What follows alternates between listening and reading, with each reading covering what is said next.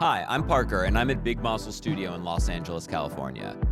Today I'm going to show you an awesome method for adding space and character to your vocals using Soundtoys Effect Rack. Here's a rock track I've been working on. I'll play it first with the vocals dry. But if you know the tune by heart, we'll get up on that stage. And now with the effect. But if you know the tune by heart, we'll get up on that stage. It sounds great, and it's as simple as pulling up a preset. So what's going on here?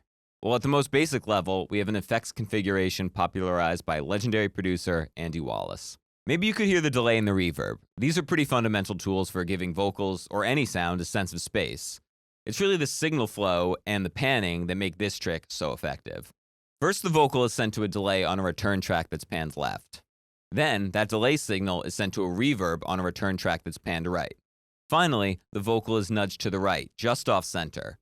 So, just to be clear, none of that vocal is getting sent directly to the reverb on the return track panned right. Whew. By placing different effects in the left and right channels, we're widening the stereo image. By sending only the delay signal to the reverb, we're creating some nice movement, both from left to right and further back in the soundstage. Finally, by nudging the vocal just off center, we're creating some space in the middle of the mix for things like snare, bass, kick drum. The easiest way to use this technique is to load Effect Rack directly onto your vocal track. Then, use the preset browser to find the Easy Vocal Dimension preset. You can download that preset from the link in the description. This preset uses Panman, Primal Tap, and Soundtoys' newest plugin, the amazing Superplate Reverb. All of these are available with Effect Rack.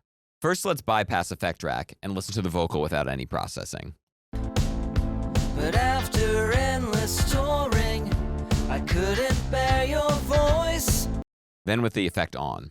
But after endless touring, I couldn't bear your voice. You said I was controlling, as if you could ever make a choice. Immediately, it sounds like the vocal's more in the mix. I personally love it when a production reinforces what the lyrics are saying. In this case, just throwing on Effect Rack makes it sound like we're in the space that the singer is singing about, a rock and roll show. Let's solo the vocal and listen to it again, both with and without the effect. But if you know the tune by heart, we'll get up on that stage. And with the effect turned on. But if you know the tune by heart, we'll get up on that stage. Yeah, it really sounds like we're gonna rock now. But if you know the tune by heart, we'll get up on that stage. Much better, right? If you're interested in getting even more out of this technique, you're gonna want to set it up with two separate return tracks, as I initially described. This will allow you to really dive into the creative potential of Effect Rack and create something that's suitable for the material that you're working on. Here's how to do it. First, I'm going to create two new return tracks in Live. Option-Command-T makes this really easy. I'm going to make sure that the vocal is nudged just off center, and first send it only to the delay channel. So that would be, in this case, a return. Throw Effect Rack on that track. And we've also included a preset that makes this pretty simple, which is called Pan L Delay. The panning is already handled within this Echo Boy. You can see the balance is all the way left and the width is maximum. The next step is sending the delay channel to the reverb channel. In Live, you have to actually enable the send, so I'm going to do that here, and then give it some volume. Load up another effect track on the B return. And just like on the other channel, we have a preset for you to use. This is called Pan R Verb. If you open up the tweak menu, you can see that we've set the width and the balance so that this reverb is directed towards the right side. Let's listen to the vocal soloed with these effects on. Good choice, but if you know the tune by heart, we'll get up on that stage. Nice, we're getting a really great stereo spread. Let's listen to that in the mix. Good choice, but if you know the tune by heart, we'll get up on that. I'm feeling like maybe the delay is a little bit bright. So the cool thing about Echo Boy is how you can go through these different styles. I suspect something darker like Space Echo might be suitable for this. Good choice, but if you know the tune by heart, yeah, I really like we'll get that. up on that stage. I'm going to pull down the volume of these returns just to get something that's closer to maybe how I'd have it in the mix. Know the tune by heart, we'll get up on that stage. Give them hell before we part. So you can see what I'm doing here. You start from these presets and then just slowly tweak it to fit whatever material you're working on. Maybe I'd cut a little bit more low, Adjust the delay times here. Let's see how this sounds in the mix. Good choice, but if you know the tune by heart, we'll get up on that stage. I mean, that feels pretty good. Similarly, in Soundtoys Superplate, you can flip through styles of reverb. Good choice, but if you know the tune by heart, we'll get up on that stage. Give them hell before we part, once more for old time's sake. At the One cool thing you can do here is open up the tweak menu and have the incoming delay signal actually affect the decay of the reverb. good choice, but if you know the tune by heart, we'll get up on that stage. This is a ducking-like effect, so you can see here that when the incoming signal crosses this threshold of volume, it drops down to this target decay length here. Good choice, but if you know the tune by heart. So we can push this decay a little bit longer here and know that when the vocals are going, it won't be too swimmy. Good choice, but if you know the tune by heart, we'll get up on that stage. Give them hell before we part, once more for old time's sake. All right, this is feeling like a real song now. But why stop at a simple delay and reverb when you have Effect Rack's powerful suite of creative tools right here at your disposal? Maybe we can come up with a sound that brings out the emotion of this track, that's a little bit more unique and has a little bit more character. When I listen to this song, I think maybe I'd like to bring out a little bit more aggression in the vocals and modernize the track overall. Putting a unique effect on a vocal is a great way to bring a rock track that can be a little bit throwbacky into the modern era. Here's what I came up with. At the farewell show, the last stop on the tour, one final duet, then we won't play it anymore. I'll solo the vocals for you. At the farewell show, the last stop on the tour, And with the vocals one dry. final duet, then we won't play it anymore. And wet. Farewell show, we'll be dancing in the light. So how did I get here? Remember, the vocal is nudged just off center to the right here. And then we're sending the vocal to the delay return. Now on this delay track, I've got Devil Lock because I know that's going to introduce some attitude and really make the vocal in your face. I'll turn off Echo Boy and Filter Freak so you can hear what the Devil Lock is doing. At the farewell show, the last stop on the tour. Yeah, I just love how awesome and urgent that sounds. And the cool thing about Devil Lock Deluxe is you can roll off some of the high end that's introduced when you're really smashing it with the crush and the crunch knobs. So with the high end back, listen. At the farewell show. It's cool, but it's a little bit too extreme and aggressive for this song, I At think. the farewell show, the last stop on the tour. Then I've got the Echo Boy on here, which is just giving us some delay, obviously, and I'm cutting off even more high end just to sort of focus the sound. Really get it out of the way of the lead vocal. At the farewell show, the last stop on the tour.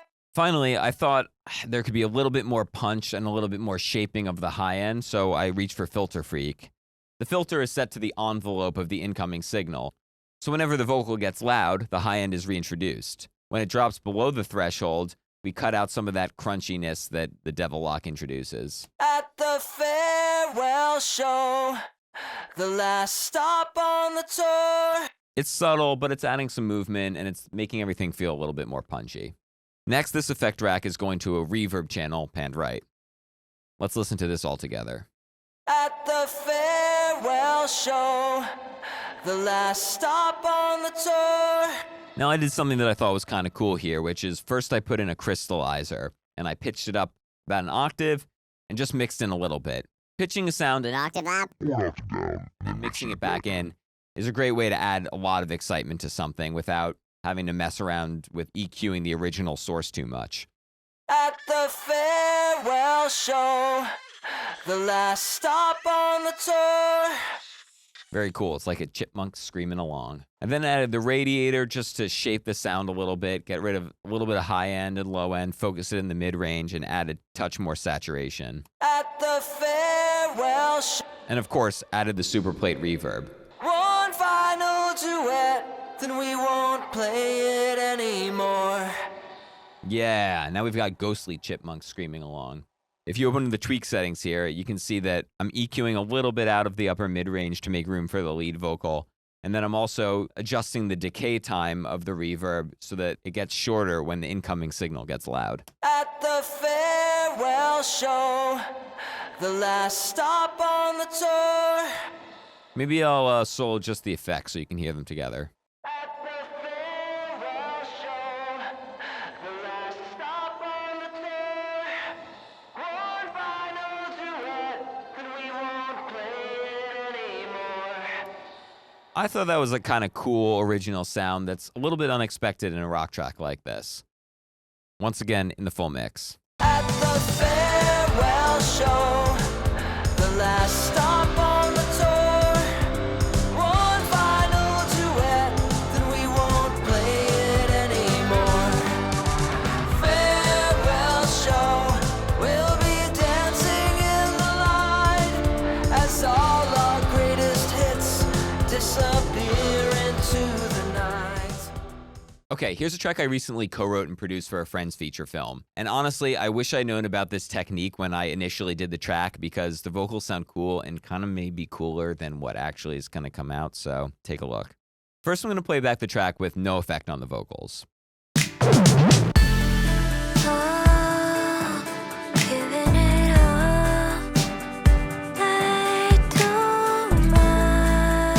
It's a cool melody and a good performance, but the recording's a little bit thin, and I don't know if it necessarily fits in with the track yet. So here's what I came up with.